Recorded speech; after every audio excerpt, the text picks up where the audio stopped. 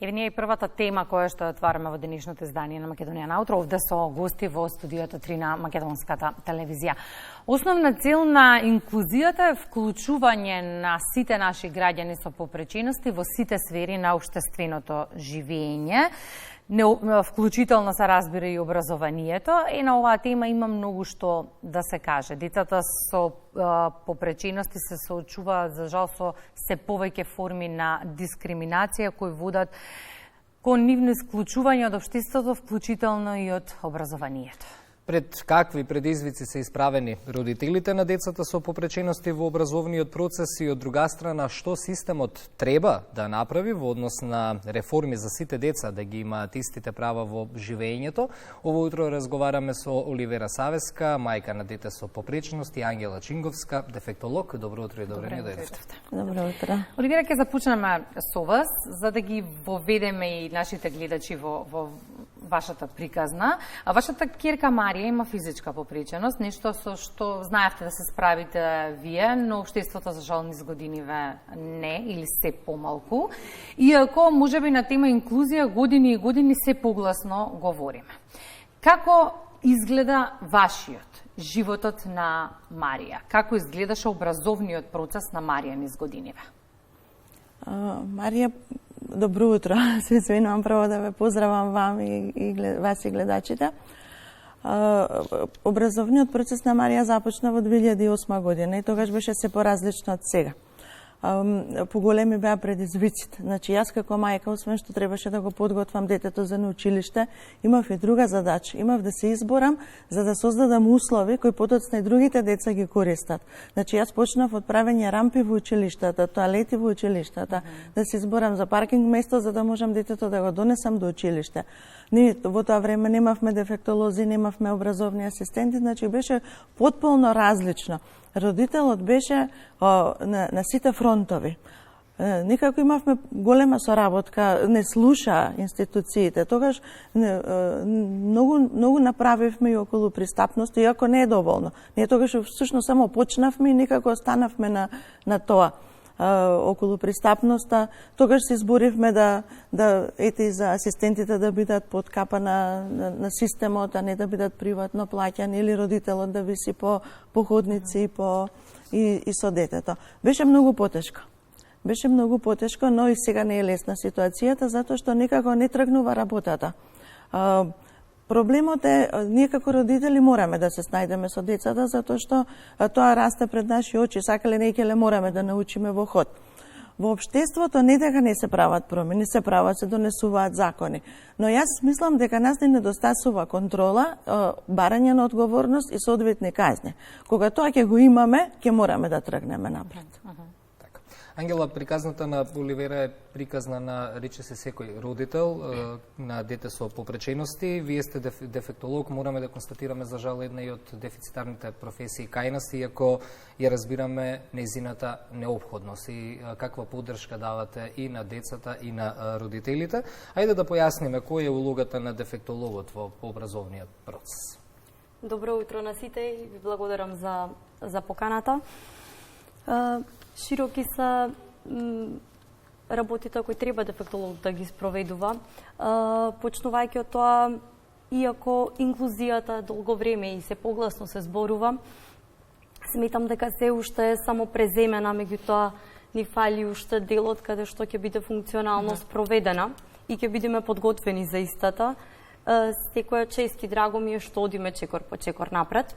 Покрај што детето доаѓа во училиштето со помината веќе проценка после МКФ за неговата функционалност, сепак работата на дефектологот е чекор по чекор да ги следи и да следи промената, потребите за детето, неговата функционалност и соодветно да учествува во изготвување на годишната програма и на индивидуалниот образовен план, како би можело да се фатат сите специфични потреби на децата во однос на образовниот, меѓутоа воспитниот дел. Исто така треба оно што ќе се направи како план и програма треба да се пренесува заедно со наставниците како би можело да се спроведе истото, бидејќи местото на детето е во класот со другите другарчиња и соодветната програма да може да се спроведува во тоа место. Понатаму, доколку се потребни, понекогаш е потребно индивидуален час, како би можеле да се следат целите дадени од образовниот план, меѓутоа и специфичните потреби на самото дете. Понатаму исто така треба да координира работата и да учествува во инклузивниот тим, да се бори за подобрување на инклузијата и на самата стигма околу тоа, да изготвува, да оди на посетува семинари и слично како би можеле да се развиваме да се развива во таа насока. Понатаму треба да соработува со родителите. Соработката со родителот, односно таа триада меѓу дефектологот, наставникот и родителот е она најсилна врска која може да го гарантира успехот на детето и развојот на самото дете. Така што специфичните насоки, изготвувањето на различни документи во однос на самата работа на детето треба да се споделува на учителот и наставникот, особено со родителот и со наставникот, особено со родителот како би можело истите работи да може родителот да ги прави во домашни услови, бидејќи најголем дел од времето детето поминува дома. Многу работа, тоа е многу работа, иако секогаш условите не го дозволува тоа, меѓутоа потребни ни се кадри, како што кажавте, за да може да се сите овие работни задачи да се спроведуваат непречено. Оливира, споменавте, не ни беше лесно низ годиниве, не им е лесно ни на голем број родители исто така во моментов кои што ја стартуваат учебната година на своите деца без образовни асистенти. Како вие поминувавте низ целиот образовен процес? Кој вам ви помагаше? Како Марија минуваше низ сето тоа? Од друга страна, ако го земеме предизвикот образование, како се снаоѓаше со своите соученици? Беше ли стигматизирана или ја поддржуваа? Тешко се снаоѓавме. Во тоа време приватно ги плаќавме асистентите, кој можеше се разбира, кој не остануваше без работа и седеше пред врата или внатре во училница. Дома исто учењето го продолжувавме, некогаш баравме помош од институциите кои ги имаме на располагање, но најголем товар паѓаше и на родителот. Во однос на снаоѓањето низ образовниот процес со другарчињата, тука можам да речам дека имавме среќа, затоа што таа беше прифатена. Многу зависи и од наставникот, како ќе ги насочи децата, но и од околината, од самите родители. Имавме ние родител кој отишол кај матичната докторка на своето дете да праша како да го поучи детето, како да се однесува со моето дете. И навистина имавме среќа со околината, со средината, но дали беше среќа или јас се обратив на вистинското место да не упатат да се запише детето точно во тоа училиште. Имавме ние на избор 3 училишта на иста оддалеченост, ние точно бевме насочени во тоа училиште затоа што таму има клима, инклузивна клима за да се запише. Ангела, што е неопходно да се направи за да системски се олесни животот на родителите? Ако зборуваме за образовниот систем, меѓутоа воопшто за животот на родителите со деца за попреченост треба да се направат промени уште од најрана возраст, односно да почнеме од раната детекција, па потоа рана интервенција. Детето да биде опфатено од најмали ноза, за да можеме да го припремиме, односно да работиме на неговиот когнитивен, на целиот психомоторен развој, како би можело детето да биде спремно за училиште и да може соодветно да одговори на предизвиците таму. Треба да почнеме уште од раната детекција, да можеме да детектираме децата, да ги праќаме на соодветно место како би можело понатаму да се спроведе третман и понатаму во однос на образовниот дел навремено кадри. Верувам дека запишувањето на првачињата е условот кој бара колкав број на асистенти ќе ни треба, меѓутоа не само образовни асистенти, имаме недостиг и на лични асистенти и дневни центри, како би можело родителот да има свое време за детето, а детето функционално да го поминува слободното време. Така што покрај инклузијата која треба да се овозможат доволен број на кадри, исто така треба во слободното време децата да го поминуваат функционално, за да може целиот систем да работи, при тоа да има услови за тоа детето да расте и да се развива, а при тоа родителот да биде среќен како би можел и исполнет, да може да помага тоа дете до крајот на животот. Тоа е суштината, и родителот да биде исполнет и среќен, бидејќи голем дел од родителите го жртвуваат својот живот и своите кариери за да можат да бидат посветени на децата, бидејќи апсолутно децата ни се врвен приоритет. Со гордост споделувам, Оливира, дека Марија положи државна матура и тоа во услови на ковид.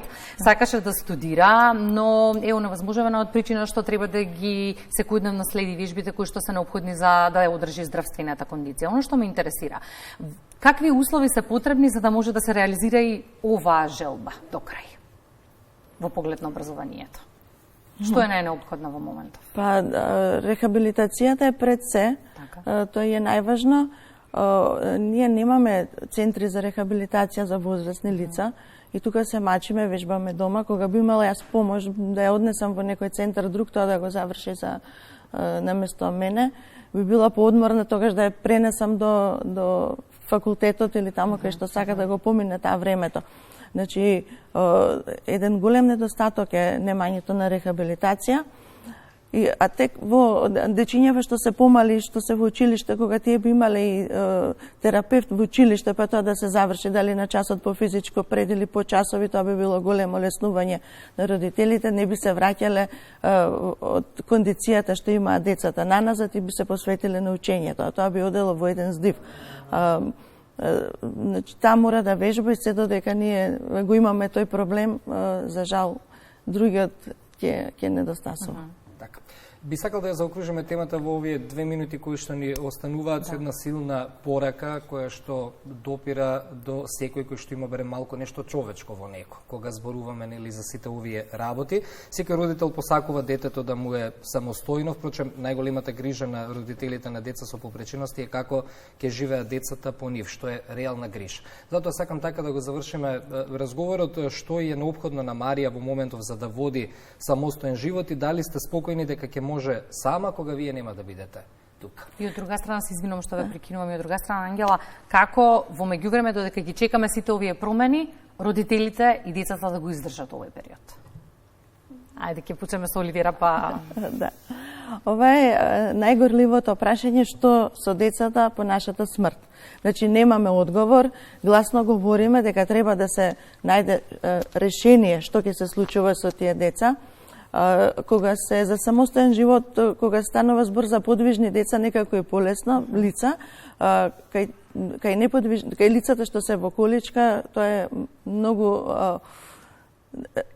не ни размислувам што се може да се случи, значи од одржување хигиена, па исхрана и така натака, одење на лекари, сите тие неопходни работи, сето тоа е многу тешко. Системско решение немаме, имаме некои ветувања дека нешто ќе се случи, дека ќе се градат некакви домови, се уште ништо немаме од тоа и тоа е се уште отворено прашање за кое и ние се плашиме како ќе биде понатака. А за самостоен живот исто многу е тешко, треба многу поддршка, треба многу вработени лица околу лицето. Не знам дали сме спремни, дали имаме толку луѓе кои можат во државата, ние се помалку луѓе имаме. И белата чума си го прави своето и дали ќе има некој да одговори на овие потреби. Што се онако со Оливира, Ангела, како во меѓувреме? Би апелирала до тоа кога веќе нели пред се отварање на дневни центри каде што ќе има и функционална припрема и учење на животни вештини, меѓутоа во меѓувреме би било добро соработка како што има инклузивен ресурсен центар, да има и за лични асистенти, како би можело да биде барем дел од државата покриено. Меѓутоа, она што станува е барем воведување на скратено работно време кај еден од родителите, излегување во престрат на фирмите како би можело да се посветат и доколку би се обезбедиле тие лични асистенти да може да се работи, за да не може да се шета дополнително. Вклучување на семејството, ако не помогне некој од страна, јас не би знаела како навистина може родителот сам да го сноси целиот тој товар. Излегување во пресрет од самите институции во однос на учење пред екрани, што секогаш и не ја кратиме инклузијата во најголема рака и социјализацијата. Многу теми за кои ќе дискутираме, ги оставаме отворени, бидејќи ни требаат промени и ќе говориме гласно. Благодарам многу за гостувањето. Благодариме. Благодариме. Време е за вести. Време е за вести.